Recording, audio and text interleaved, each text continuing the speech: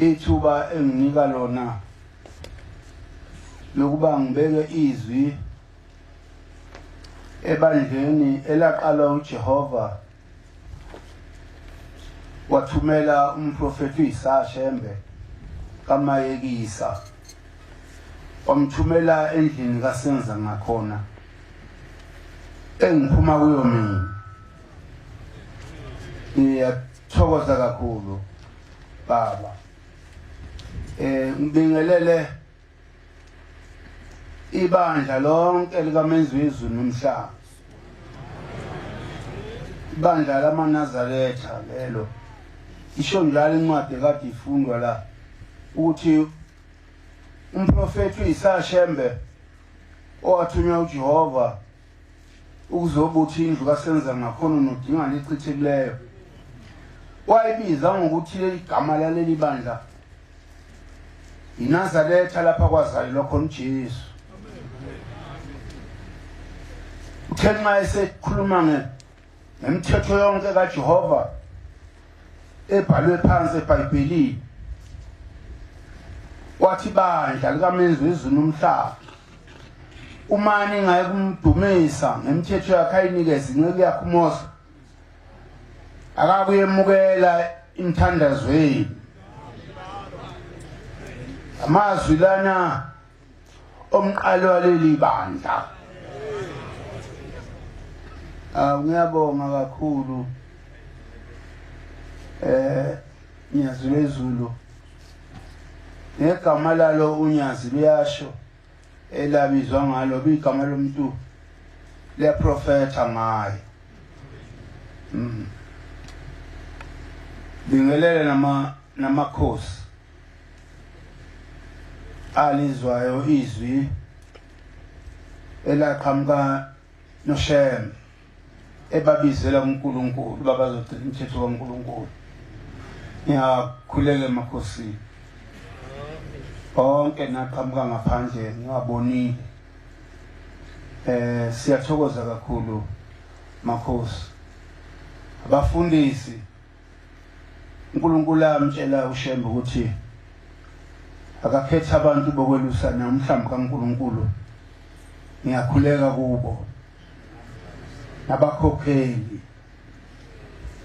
Ngiyakhuleka maNazaretha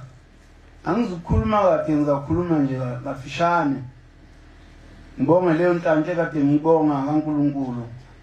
uba ngizokhuluma nokubona isimangaliso. uNkulunkulu uyangithanda kakhulu. Hey, uNkulunkulu uyangithanda. Umqalo leli bandla ngiyamthanda kakhulu.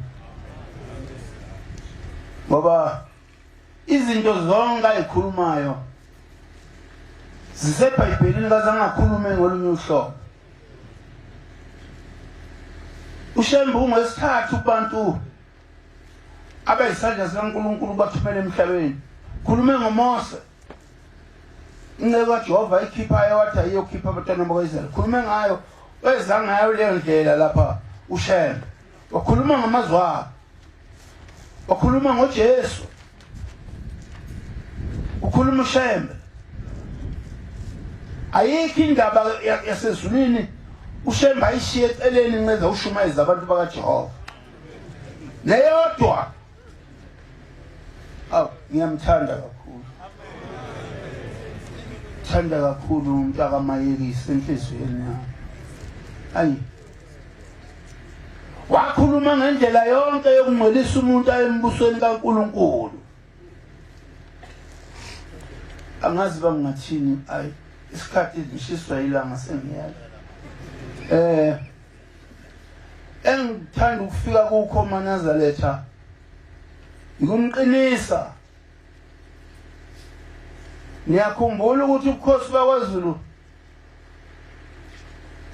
buvele esikhathini lapho iBhayibheli ethe khona lezi ithuba esikuzovukelana imibuso. Lobo bukhosi ke bale ngonyama ekhona ingene ngaleso sikhathi lapha imbukela imbuso ivukelana khona ngokumangalisayo. Ngakho ke uNkulunkulu wahambela kuyo ke ngaphambili sekhona ingonyama umdlokombane enimazi kakhulu behambela lapha wayesethi ayizikhethela ibandla layo lengonyama ingakabi yona seyumntwana seyizinyana yayisikhetha ubuNazaretha obuholwa unyazi ibandla layo nje lengonyama iNazaretha laseBuhleni isekwe eBuhleni kakhulu onke amabandla ngawayo ingonyama kodwa lapha yakhetha khona ukuthi yekwabo ngoba umuntu emzini kayise umzi kayise kodwa unekwabo kuwo wathi ke ikwabo amaNazaretha onyazi namhla noma ngayibona izinto ebenizilindele kuye zingenzanga ningalokothi nithwala amehlo nibheke eceleni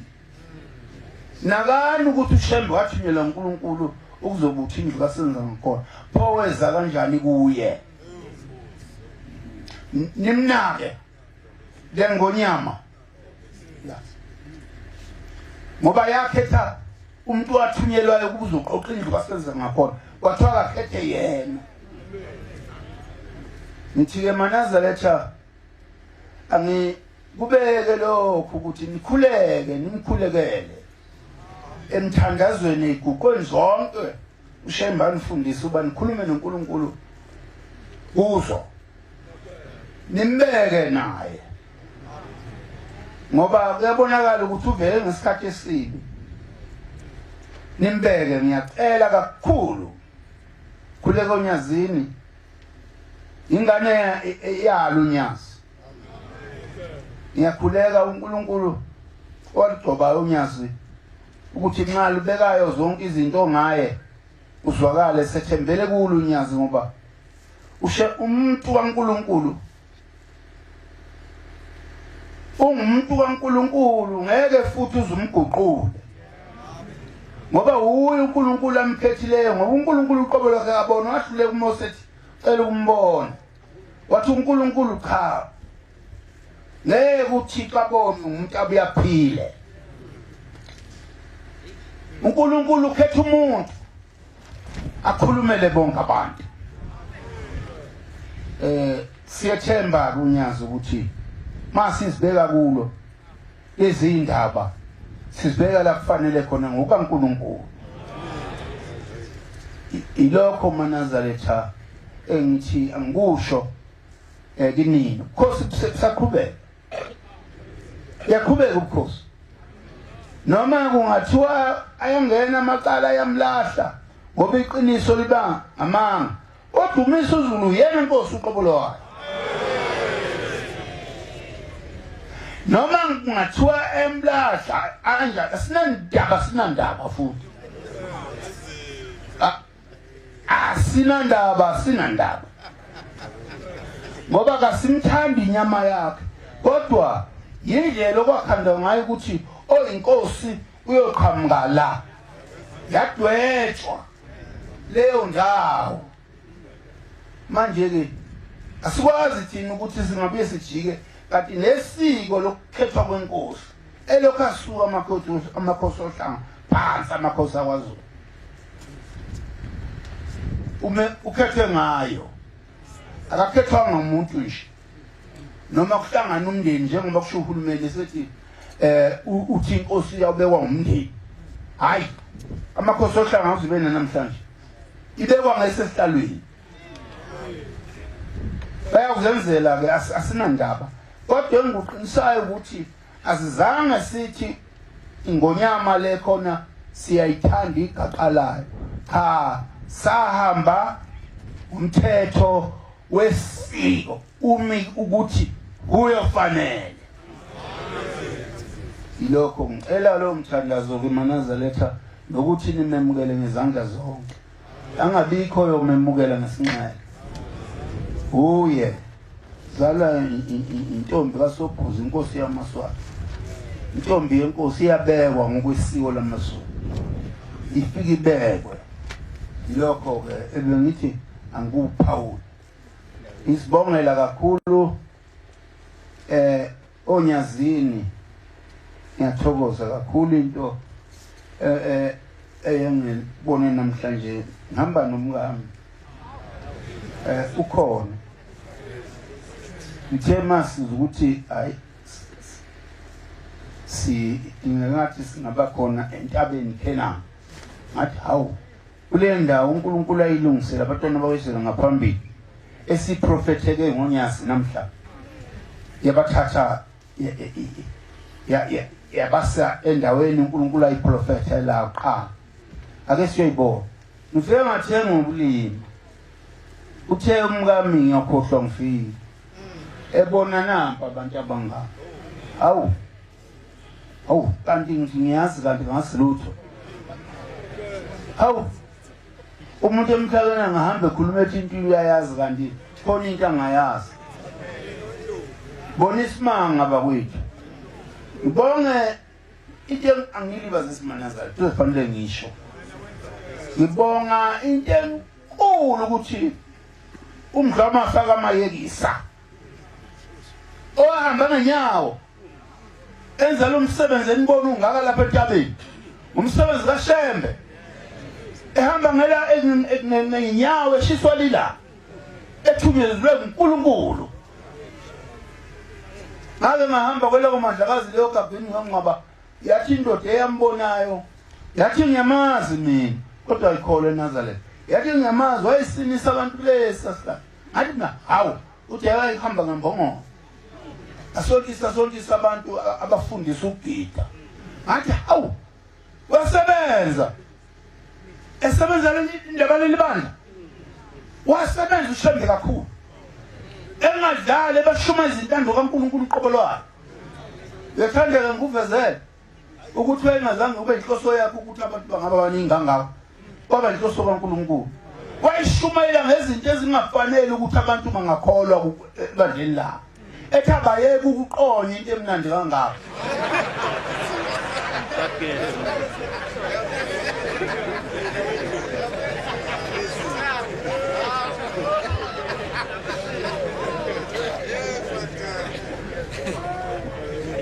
ethi into eyayihlubusoka ukuthi ngintombi eziyisithupha ngintombi eziyishumi ngoba uJehova engavumanga ukuthi abantu bakhe bangcoliswe njengeinkomo athi uMshembe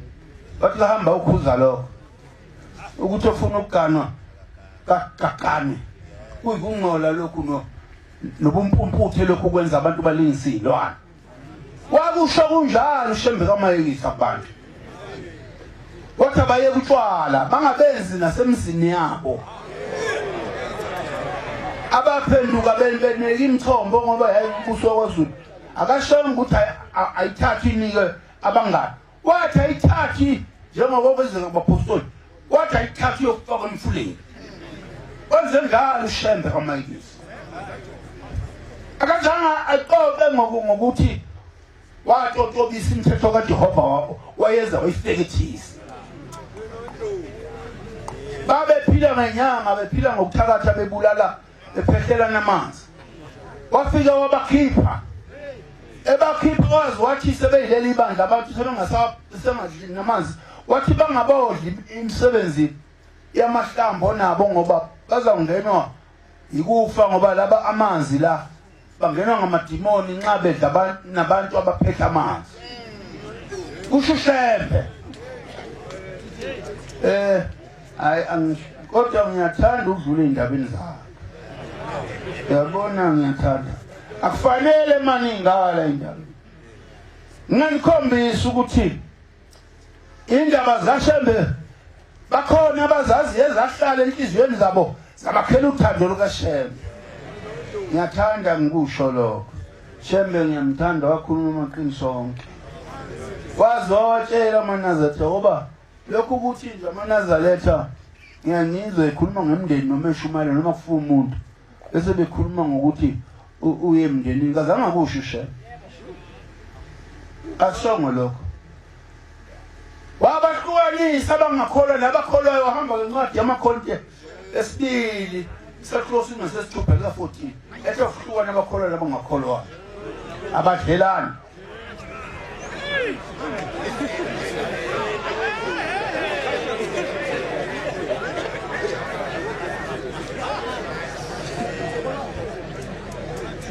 waze wathi umfoka mdloma awu ngiyamthanda angazi ukuthi kwenziwa yini ngale mfana uNkulunkulu athi uNkulunkulu engasekho awukwazi ukumbona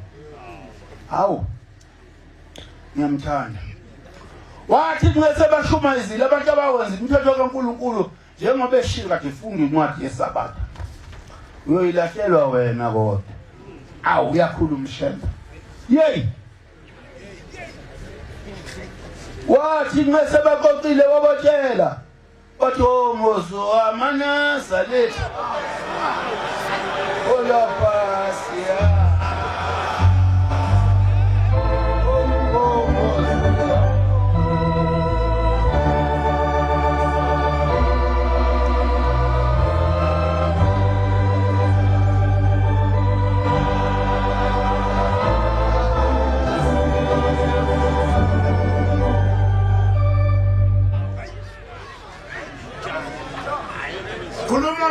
zogaganele ukathiya khuluma ngendaba zabhombela isimelo samampondo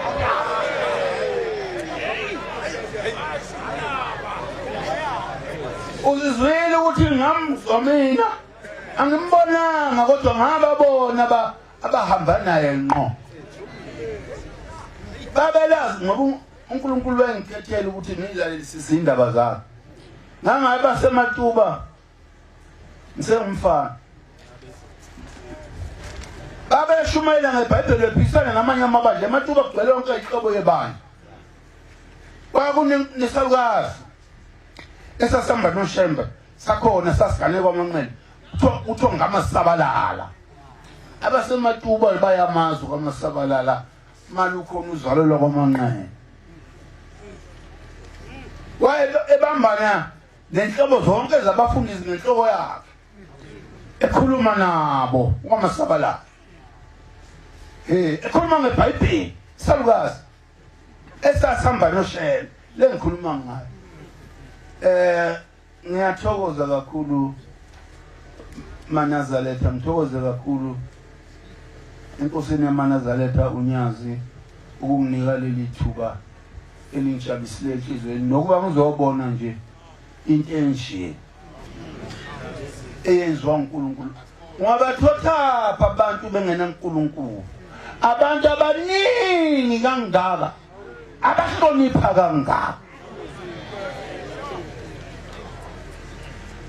bephethwe umuntu nje yedwa angabaphatha umuntu engena uNkulunkulu abantu babe ngaka baphinde futhi bahloniphe kanje ungabaphatha ungena uNkulunkulu ngaba kuma abantu lapha bethi thulana umsindo thulana umsindo yayizwa le ndaba kaNkulunkulu inkulu kakhulu buka ke siyathokoza kakhulu nabatwana bonke abasendunkulu abakhona engibongayo umprofeti Isashembe wathunyelwa kubaba mkhulu ngo1910 nomfica engasekho inkosi uDinzu engimzukulu wayo mina wahlomula ngoba enkosini yasoSuthu bakhona abazukulu bayo abakhona la abangabazukulu bakaMama bakhona omunye nje udadewethu ungumkhokheli khona la olapha eThekwini lapha eganele khona ukhona la udadewethu ozalwa umfoko kaMama engisho ukuthi ke ngiyambongela kho konke lokho ubhombela ngoba lapha athunyelwa khona wahlomula kwaba khona abazizwa indaba zakhe ngithi ke angithokoze kakhulu uManazaletha ngithokoze kakhulu onyazini ngiyathokoza